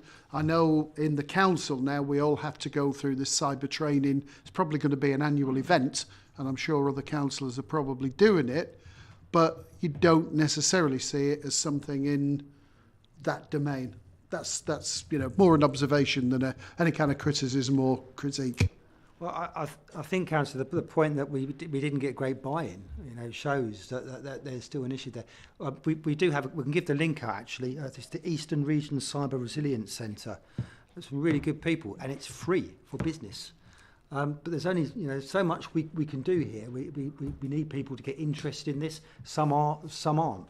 But I think, particularly from my perspective, my view, my role, I need to make people interested in this, because it's crime, and it's harmful crime. Councillor Wilson. Thank you, Chair. And two topics, and I did promise Darryl earlier that some of my questions might be a bit wayward. The first one is, presumably you have a risk register. Is that something which the panel should be looking at regularly, or are you confident that it goes to the audit committee and they thoroughly investigate it? And then secondly, you mentioned COVID earlier. Have you reviewed what the lessons are from the COVID pandemic and how they should affect what everybody does in the future? So in relation to the risk register, yeah, clearly there are a number of risk registers, both from Office and Strategic. I don't know where we've ever been in relation to sharing with panel. I'll ask my Chief Executive that question. Thank you. Historically, it hasn't been a panel document. There's two significant risk registers. The Constabulary has their own operational risk register, and then we have a joint strategic risk register, both of which go to the panel, to the joint audit committee, both of which have been subject to internal audit reports in the last 18 months, I would say. And in relation to the second question around COVID, there's been a number of different reviews, but and obviously we've got the National Public Inquiry as well. But I'm going to have to take that away. And I suppose it's what we're asking. It's a fairly generic, what lessons have been learned. I mean, what we do know, and I heard a chief inspector from the neighbourhood policing team on the radio this morning talking about that COVID was a bit of a disconnect with our communities for all the reasons we weren't allowed to. They weren't allowed to go out and do these engagement events, etc. So I'm not sure if anything formal has been done by the constabulary. I know there's been lots of national policing reviews, but Catherine? Darryl, if I can just come in there. So the Warn and Inform group, which is all of the comms public sector organisations, we have sat down together and reviewed at things like message and public messaging, how those strategic plans in terms of keeping people posted worked out. So there will be something published on that in due course. But that's county-wide. Thank you. So for you, Chair, can I suggest that maybe it would be helpful for the strategic risk register, which the Commissioner referred to, potentially to come to this panel, as well as and to hear what the Joint Audit Committee have got to say, unless you feel that the Joint Audit Committee have got it sussed and that therefore we don't need to look at it. And then secondly, in due course, I think it would be very helpful for this panel to understand what the lessons that have been identified about the COVID pandemic are. I appreciate that there's a national review, a national inquiry going on, but I'm told that won't report for 5 to 10 years. And we should be looking at what the lessons have been now rather than waiting.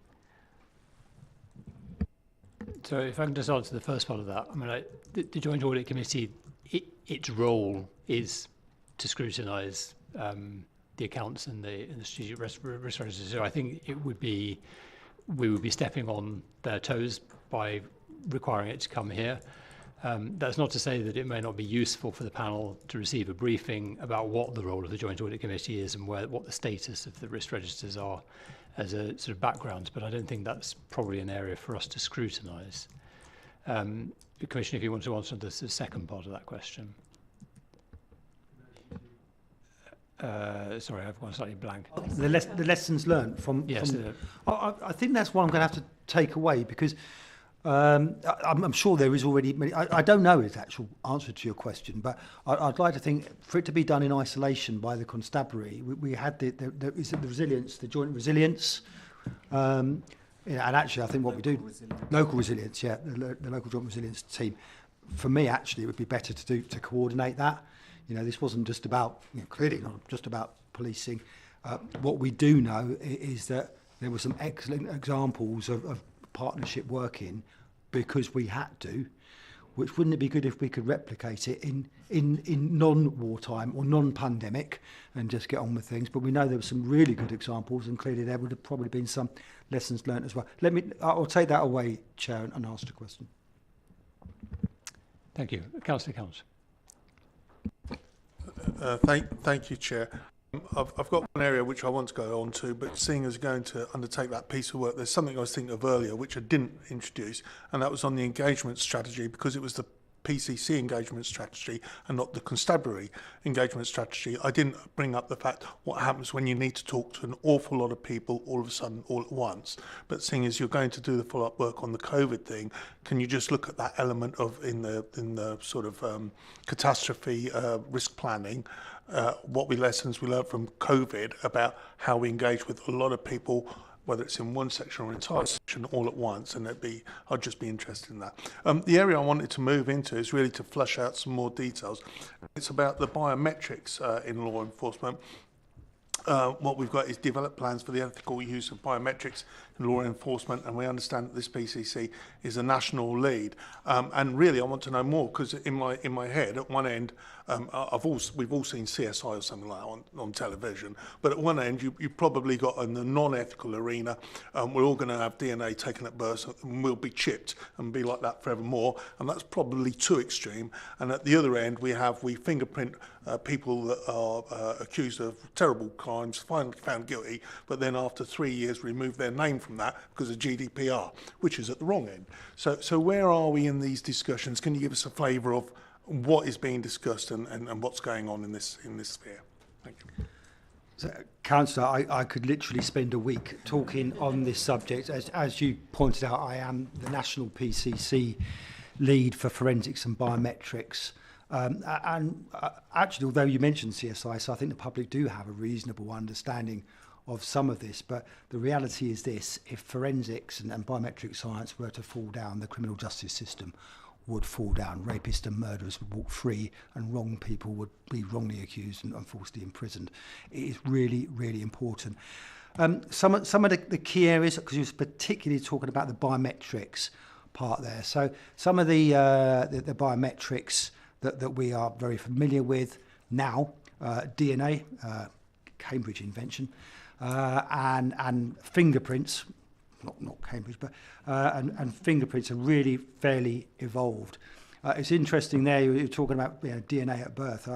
It's some really interesting ethical points and questions here as well, which is where I get involved, particularly around biometrics. An example there: ancestral DNA databases. Lots and lots of people have got their DNA there, and of course nowadays with the advancement of DNA. This is no longer, it doesn't have to be your DNA, it could be a very distant relative that pinpoints it to you. So there's this ethical question about, law enforcement use. Personally, I think it's a really interesting debate to be had. There is a real powerful, amount of data and information which could lead to keeping us safer, but there is still an ethical question to be answered.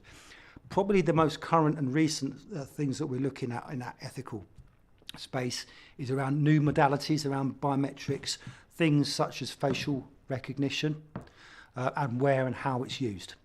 I am a big supporter in live automated facial recognition, but of course it needs to be used for all the right, lawful and appropriate legal reasons, and there's always a risk when it is just used without all those safeguards that it won't get public support for it. So there's lots of work going on nationally. Lots of work going on with the College of Policing, the National Police Chiefs Council, and the Association of Police and Crime Commissioners, which I lead on, around some of those ethical questions. Be clear, I'm a great supporter for the use of all these tools if it keeps us safe. But it's really, really important. History has shown what we do need to do is have not only the legislation, but some of those ethical debates to ensure that we're doing it for the right reason. Just because we can doesn't mean we should. So I'm very happy to take this offline, or come back and talk about forensics and biometrics all day long. I think just coming back to the facial recognition, I think that's where we're going to see probably that move forward. Government are talking about that as well. I mean, obviously we have CCTV, and for those not so familiar, CCTV is as it is. It will take a video of what's going on in that area. When you start putting software in it, which can actually tell you that this is Steve Camp walking down this road, going live into the police control room. And actually, it doesn't need to be facial recognition. We're now into gait and things like that as well, which will be fantastic, but we just need to ensure that it's done ethically, and that's part of my role as well. But lots more I could talk about. If I've missed a point, then I'm happy to come back.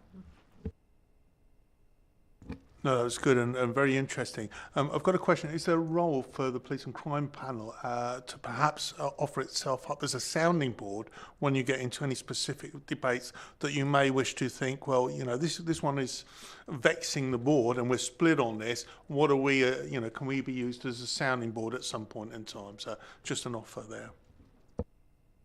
It's an interesting offer, actually. I tell you, because that's part of this role.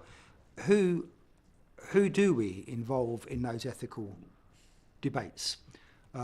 Currently, chief constables, if they act within the law, can do just that. Most of them will obviously have those safeguards. They'll have ethics panels, as scrutiny panels, like we have our scrutiny panels, which to me, probably the scrutiny panel would be an ideal place to go. Part of the work that I'm involved in nationally is some kind of national ethics panel, which policing doesn't really have. And when you think about who would you want on that, I recall, and without digressing too far, I was involved in a case where we had a real ethical question in policing. It was a national ethical policing, and they got someone from health. It was a heart surgeon consultant to chair that. what they don't know about ethics, you don't need to talk about. I mean, that's where we need to go. So we need to be thinking outside the box. This isn't just for chief constables and PCCs. It's that wider community, obviously, reflective of community as well. So I'd be happy to come back here with ethical debates. That would be an interesting one. That in itself might not be the route, but certainly take that on board. Thank you. I think that actually raises an interesting point insofar as how much deviation from a nationally agreed standard might a local constabulary go in terms of what is acceptable or not. So that certainly would be an area that would be worth keeping an eye on. So, I mean, technically, this is an operational matter for the Chief Constable. The PCC could then hold to account after the event. I'd like to think here in Cambridgeshire and most parts of the country, and it's that grey area between operational and governance, there would be a good conversation between the Police and Crime Commissioner and the Chief Constable, because ultimately I, as Police Crime Commissioner, I am the elected representative of the communities, recognising the Chief Constable has a job to do in keeping the community safe. But it's a really interesting area. So I thought there might be an addition.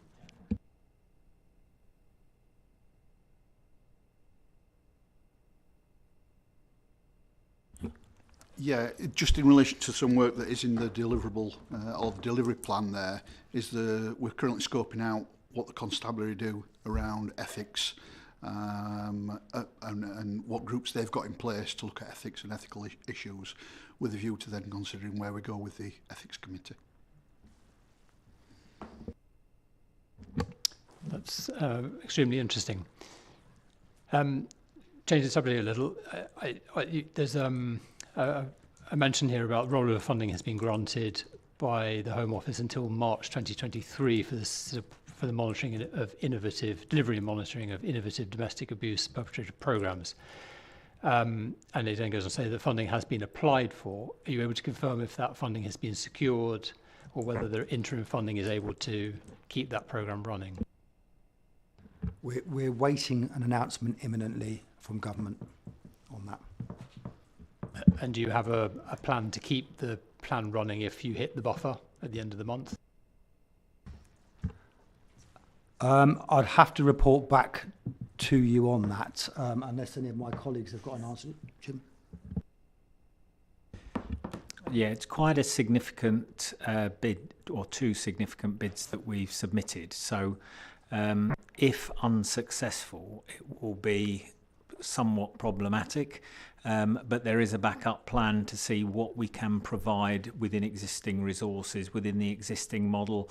In terms of domestic abuse, the partnership, they have what they call a core model, and then that can flex up according to whether the additional funding comes in. So there are some mitigations we can put in place, but it would be a fairly significant blow if we didn't receive that, particularly for one of the programmes that has got some hugely positive outcomes so far, albeit that it hasn't been running that long.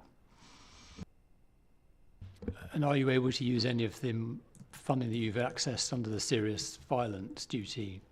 Are you able to allocate some of that, or is that already fully allocated? As part of that serious violence duty, that the partners are talking about scope as to what that actually covers.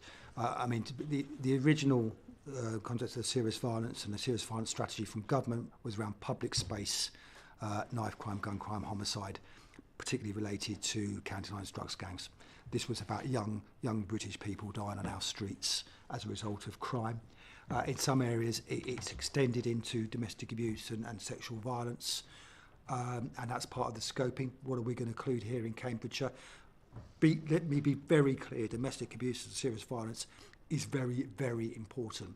But there is some evidence when you start putting that in together with this fairly focused area of serious violence, then you lose focus on those areas. So part of the scoping is still being done. So if that answers your question, at the moment those decisions haven't been taken as to where the strategic direction of that serious violence funding will be going. Okay, but obviously, as you pointed out in the introduction, violence against women and girls is now within scope for the strategic police requirements. So therefore, it would seem that that would now be eligible if you, especially if you needed kind of interim funding while you secured longer term funding, so that the programme doesn't get interrupted, because I think that's when you lose the people that have been running a successful programme because the funding runs out, and then you have to revive it, then then you've wasted a lot of effort and resource. Absolutely, and we'll look at. I'm rather hoping we've got an excellent team supported across the partnership. I'm hoping that we'll be successful at least in part of that bid, but we will certainly look at that.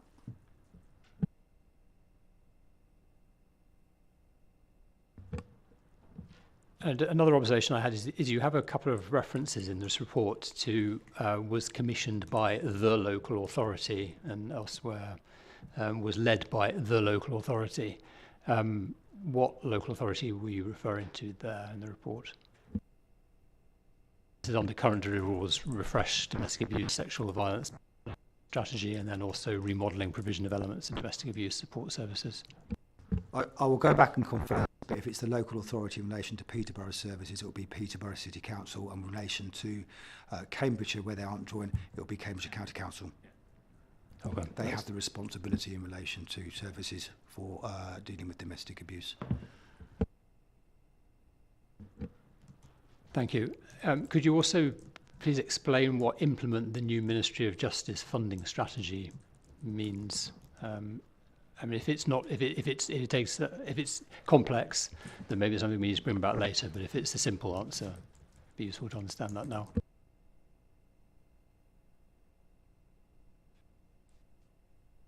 Yes, so that's my area of responsibility at the MO. Recently, we need to work through what that means in terms of arrangements we have. As with all their reporting and stuff like that, there are nuances in there that we need to understand and just make sure that aligns with what we have and make any adjustments. Okay, thank you. I was a little puzzled by this. The next paragraph, which says meetings held to discuss a nationwide standardised service to fraud and cybercrime. Now, my understanding was Action Fraud was that nationwide standardised service. So, what is changing?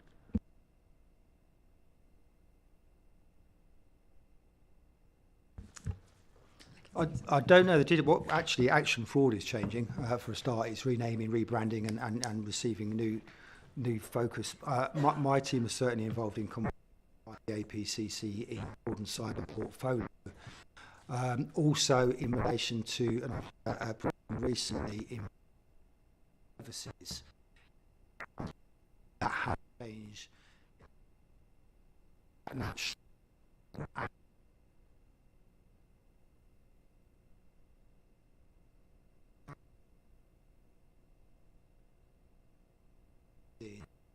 The city fraud for already have, but this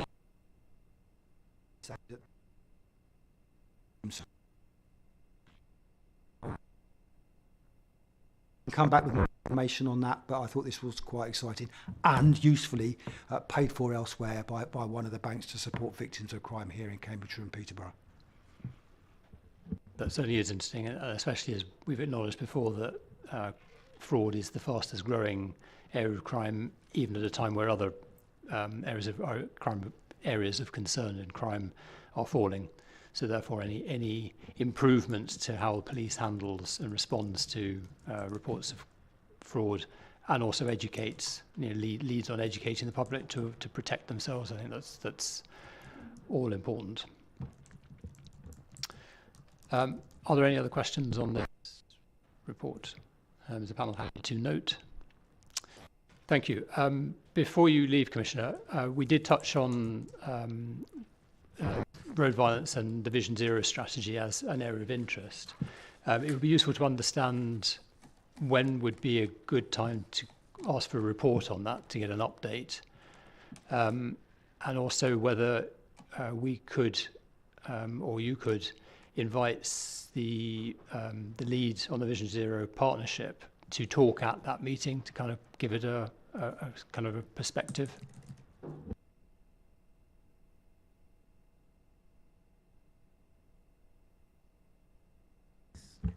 So, Chair, would that be something we can take away? I mean, I know that the county council scrutinise it under their highways, but I'm very keen to be able to do what I can do for the panel here. I also know that the Vision Zero coordinator, a bit of transition, we're looking for a new role at the moment, and that recruitment is ongoing. But I'm happy to bring that back. It's just I don't think I can commit to when now. Jim? Yeah, I was kind of thinking more in terms of commit to what, in terms of, you know, it's the Vision Zero partnership made up a number of people. The Commissioner's Office funds the coordinator post, but it's that multi-agency working that reports into the county. So happy to take it away and have a discussion in terms of what we can provide. I'm just trying to think about avoiding duplication and, you know, holding the right person to account as opposed to, you know, going through the motions, I suppose. So, as I say, happy to take it outside. Okay, well, let's discuss it offline to see what would be a useful role for the panel on that one. Okay, so I think that brings the main part of the meeting to a close. So thank you very much, Commissioner, and for all of your staff.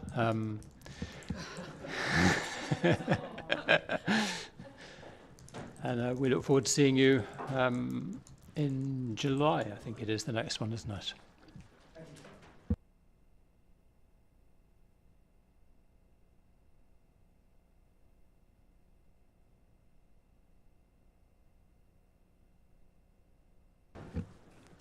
So panel members, looking at the agenda for the forward plan, agenda item 10,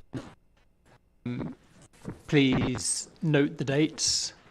If you are unable, if you know you will be unable to attend, or as soon as you know you will be unable to attend, please be sure to brief your substitute so that they can read the papers and come prepared. Do you have any questions or comments on the agendas? If there's anything that you'd like to see that isn't on there, or whether we've got an overloaded agenda? Can I just add something? Yes, please. Can I just add something? I know that we've got the election coming up. I don't know who's standing and who isn't standing, but those that aren't standing, well, because we're an outside body as far as councils are concerned, so Democratic Services will write out to all your councils asking for representatives. If you're already on the panel, it's very helpful that you stay on the panel and we don't have a change of those that aren't being up for election, because sometimes that happens and we end up with a round of new people as well as newly elected people. We do try writing to council leaders, but it doesn't always come through. So it's just a bit of a plea, if you can, from your side, that if you still remaining on the panel, can you do your utmost to stay on the panel if that's possible? Yes, thank you, Jane. It really is important for the effectiveness of the panel that we do have that continuity. So if you enjoy being on the panel and you want to continue, then please make that known to your group leader so that they don't end up choosing somebody just for the sake of it. So, you know, I think we are most effective where we have a sort of collective accumulated wisdom. Are there any comments on the agendas that we should be aware of? You've got all the dates there. So, unless, Councillor Jones. Yeah, there are things that I need to sort of address, so I know where you're coming from, Jane. When will these dates appear in our calendars anyway? Will this be a ratification at full annual council, or? They have Peterborough been ratified, because obviously they come under the Peterborough dates. But as far as I'm concerned, they are now our set dates. So if you're happy whether you're standing or not standing, or don't know whether you'll be here, I'm happy to send them out now. Yep, I can do that this week, next week. Yep, I can send them out.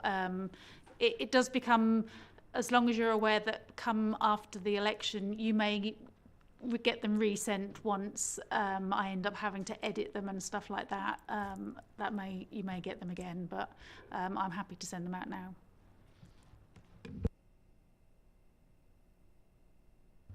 Unless there's any other questions business, then thank you very much. That is the end of the meeting.